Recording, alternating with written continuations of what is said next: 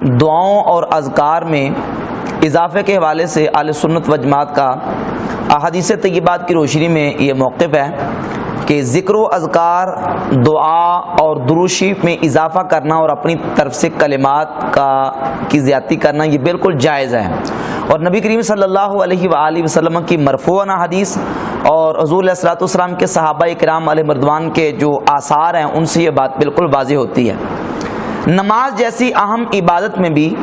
حضور علیہ الصلوۃ والسلام نے اختیار عطا فرمایا ہے کہ اگر نماز جیسی اہم عبادت میں کوئی بندہ دعا کرتا ہے تو دعا کے درمیان اور دعا کے دوران جو بھی کلمات اس کو اچھے لگتے ہیں اس کے لیے پڑھنے کی اجازت ہے۔ صحیح بخاری میں حدیث نمبر 835 ہے، سیدنا عبداللہ ابن مسعود رضی اللہ تعالیٰ عنہ جہاں تشہد کا بیان کرتے ہیں اور اس تشہد کا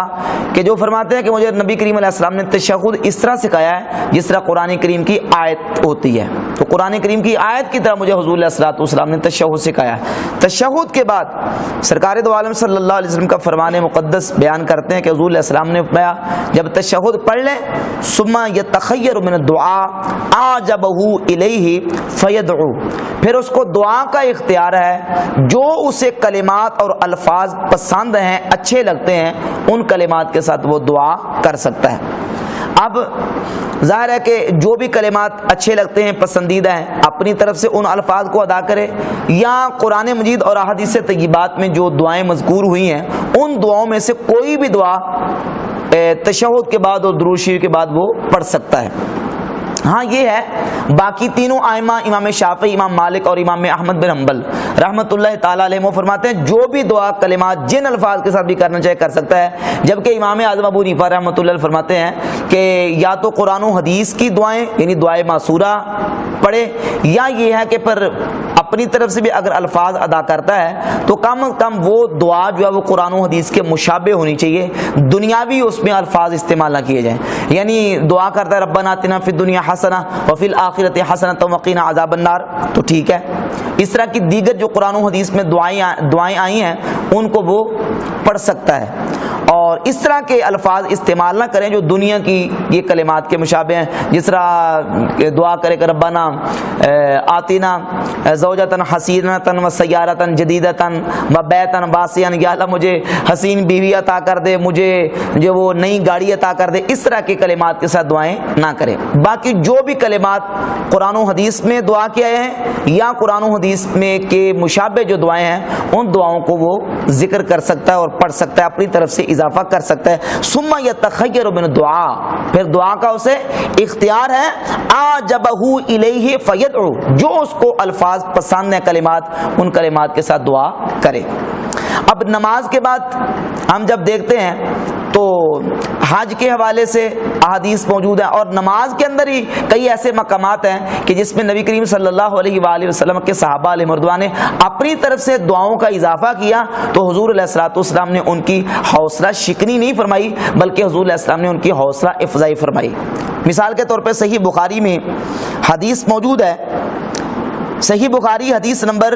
799 799، نبی کریم علیہ الصلوۃ والسلام نماز پڑھا رہے تھے، حضور علیہ السلام نے سمع اللہ لمن حمیدہ کہا تو پیچھے ایک صحابی نے دعا کی اور اللہ کی حمد و ثنا کے کلمات بیان کیے، ربنا لک الحمد حمدا کثیرا طیبا مبارکا فی۔ اب یہ جو اگلے کلمات ہیں حمدا کثیرا طیبا مبارکا فی، یہ رسول اللہ صلی اللہ علیہ وسلم نے تعلیم نہیں دیے تھے، بس فرط محبت میں اللہ کی حمد و ثنا کے یہ کلمات اس صحابی نے اپنی طرف سے زیادہ کیے۔ نبی کریم علیہ الصلوۃ والسلام نے سلام پھیرنے کے بعد صحابہ سے پوچھا کہ یہ کلمات کس نے ادا کیے ہیں، تو ڈرتے ڈرتے اس صحابی نے عرض کی حضور یہ کلمات میں نے ادا کی ہیں، تو رسول اللہ صلی اللہ علیہ وآلہ وسلم نے ارشاد فرمایا کہ تیرے ان کلمات کا ثواب تقسیم کرنے کے لیے آسمانوں سے فرشتے اترے ہوئے تھے۔ تو حضور نے ان کو خراج تحسین پیش کیا اور ان کی حوصلہ افزائی حضور علیہ الصلوۃ والسلام نے فرمائی۔ نبی کریم علیہ السلام نے یہ نہیں فرمایا کہ میں نے یہ کلمات تعلیم نہیں دی ہے، میں نے تمہیں نہیں سکھائے، تم نے اپنی طرف سے یہ کلمات کیوں کہے، تم نے اپنی طرف سے ان کلمات کو اس میں ایڈ کیوں کیا، کیوں زیادتی کی ہے؟ حضور علیہ الصلوۃ والسلام نے یہ نہیں فرمایا، اور یہ جو حضور علیہ الصلوۃ والسلام کی جو سنت تقریری ہے اس سے یہ بات بالکل واضح ہو گئی، اور حضور علیہ السلام نے مہر تصدیق ثبت کر دی کہ کہ اللہ کے ذکر میں اور اللہ کی حمد و ثنا میں اور دعاؤں میں اگر کوئی کلمات کا اضافہ کرتا ہے تو وہ ناجائز اور حرام اور بدعت نہیں ہے، بلکہ وہ اللہ کی حمد ہے، اللہ کی ثنا ہے اور اللہ کا ذکر ہے۔ اسی طرح سنن ابی داؤد میں ایک حدیث موجود ہے، حدیث کا نمبر ہے 774، حدیث صحیح ہے۔ یہ تو نماز کا ذکر تھا، اس کے علاوہ نماز کے علاوہ حضور علیہ الصلوۃ والسلام کی بارگاہ اقدس میں ایک صحابی موجود تھے، تو اس صحابی نے اس کو چھینک آئی تو اس نے چھینکنے کے بعد کہا الحمدللہ حمدن کثیرا طیبا مبارکا فی۔ تو نبی کریم علیہ الصلوۃ والسلام نے یہ کلمات پورے کے پورے تعلیم نہیں دیے، جس کو چھینک آئے تو حدیث میں تعلیم یہ ہے کہ وہ الحمدللہ کہے یا الحمدللہ علی کل حال، یہ کلمات موجود ہیں، لیکن الحمدللہ حمدن کثیرا طیبا مبارکا فی یہ پورے سارے کلمات نبی کریم علیہ الصلوۃ والسلام کی تعلیم کردہ نہیں ہیں۔ لیکن اس صحابی نے اپنی طرف سے ان کلمات کا جب اضافہ کیا تو حضور علیہ الصلوۃ والسلام نے فرمایا کہ من القائل،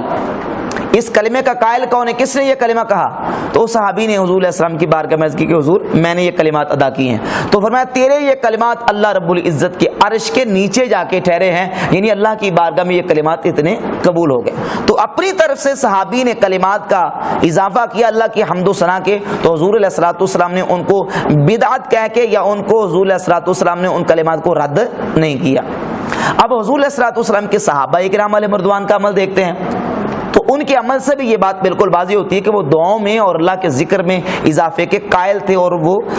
سمجھتے تھے کہ ان کلمات میں اضافہ کرنا اس میں کوئی حرج نہیں ہے۔ صحیح مسلم کی حدیث نمبر 2811 سے لے کر 2814، 11، 12، 13، 14، یہ 4 احادیث امام مسلم رحمۃ اللہ تعالی صحیح مسلم میں لے کے آئے۔ سیدنا عبداللہ ابن عمر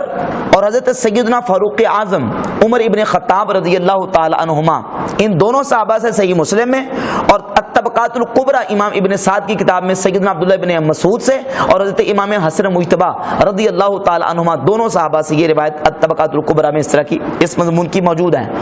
صحیح مسلم کی جو حدیث ہے 2811 اس پہ موجود ہے کہ عبداللہ بن عمر رضی اللہ تعالی عنہ حج کے دوران نبی کریم علیہ الصلوۃ والسلام کے تلبیہ کا ذکر کرتے ہیں کہ حضور علیہ الصلوۃ والسلام جو تلبیہ پڑھتے تھے، اللہ کا ذکر کرتے تھے، وہ کس طرح کرتے تھے؟ لبیک اللہم لبیک لبیک لا شریک لک لبیک ان الحمد والنعمت لک والملک لا شریک لک۔ فرماتے تھے ھذہ تلبیۃ رسول اللہ صلی اللہ علیہ وسلم، یہ اللہ کے رسول علیہ الصلوۃ والسلام کا تلبیہ ہے، یعنی حضور علیہ الصلوۃ والسلام تلبیہ کے کلمات صرف اتنے ہی ادا کرتے تھے۔ اسی حدیث میں آگے الفاظ موجود ہیں وَقَانَ ابْنُ عُمَرَ يَزِيدُ مَعَ هَذَا، لیکن عبداللہ بن عمر صحابی رسول اللہ صلی اللہ علیہ وسلم کے تلبیہ کے ان کلمات کے ساتھ اپنی طرف سے یزید مع ھذا، اپنی طرف سے اضافہ کرتے تھے ان کلمات کا، لبیک لبیک وسعدیک والخیر بیدیک والرغباء الیک والعمل۔ یہ کلمات نبی کریم علیہ السلام کے تعلیم کردہ نہیں تھے، لیکن عبداللہ بن عمر رضی اللہ عنہ اپنی طرف سے کلمات کا اضافہ کرتے تھے۔ کیوں؟ اس لیے کہ اللہ کی حمد و ثنا، ذکر و اذکار اور درود پاک اور دعا کے کلمات میں اضافہ کرنا خود اللہ کے نبی علیہ الصلوۃ والسلام کی طرف سے اس کی اجازت ہے، اس پر کوئی شریعت کی طرف سے پابندی نہیں ہے۔ اس کو بدعت یا حرام کہنا اور ایک ایک کلمے اور ایک ایک لفظ کے لیے جو وہ ثبوت مانگنا، یہ شریعت کا تقاضا بالکل نہیں ہے اور نہ ہی شریعت کے اصولوں کے مطابق ہے۔ اور اسی صحیح مسلم میں حدیث 2814 نمبر جو حدیث ہے، اس میں حضرت عمر فاروق رضی اللہ تعالیٰ کا بھی ذکر موجود ہے کہ حضرت سیدنا فاروق اعظم خلیفہ راشد رضی اللہ تعالیٰ عنہ جو ہے وہ تلبیہ میں کلمات کا اضافہ کرتے تھے۔ اب اسی طرح سیدنا عبداللہ ابن عمر رضی اللہ تعالیٰ عنہ سے ایک حدیث سنن ابی داؤد کی حدیث نمبر 971 ہے، سند کے اعتبار سے حدیث صحیح ہے۔ سیدنا عبداللہ بن عمر رضی اللہ تعالیٰ عنہ تشہد کا ذکر کرتے ہیں کہ حضور علیہ الصلوۃ والسلام نماز میں تشہد کس طرح پڑھتے تھے، پوری تشہد کا ذکر کیا کہ حضور اس طرح تشہد پڑھتے تھے، اور اس حدیث میں لفظ ہیں عبداللہ بن عمر کہتے ہیں زدت فیہا وحدہ لا شریک لہ، فرماتے ہیں میں نے تشہد کے الفاظ میں وحدہ لا شریک لہ اپنی طرف سے اضافہ کیا ہے۔ زدت فیہا، میں نے اس میں اضافہ کیا ہے کن کلمات کا؟ وحدہ لا شریک لہ۔ تو وحدہ لا شریک لہ نبی کریم علیہ الصلوۃ والسلام کی تعلیم کردہ کلمات نہیں ہیں، لیکن عبداللہ بن عمر رضی اللہ عنہ اپنی طرف سے ان کلمات کا اضافہ کرتے تھے۔ تو تو ان احادیث اور روایتوں اور آثار سے یہ بات بالکل واضح ہوتی ہے کہ دعاؤں میں ذکر و اذکار میں کلمات اللہ کی حمد و ثنا میں اضافہ کرنا کلمات کا یہ مستحسن ہے، اچھا عمل ہے اور یہ بدعت اور گناہ نہیں ہے۔ اس سلسلے میں ایک روایت پیش کی جاتی ہے سیدنا عبداللہ بن عمر رضی اللہ عنہ کے حوالے سے جامع ترمذی سے،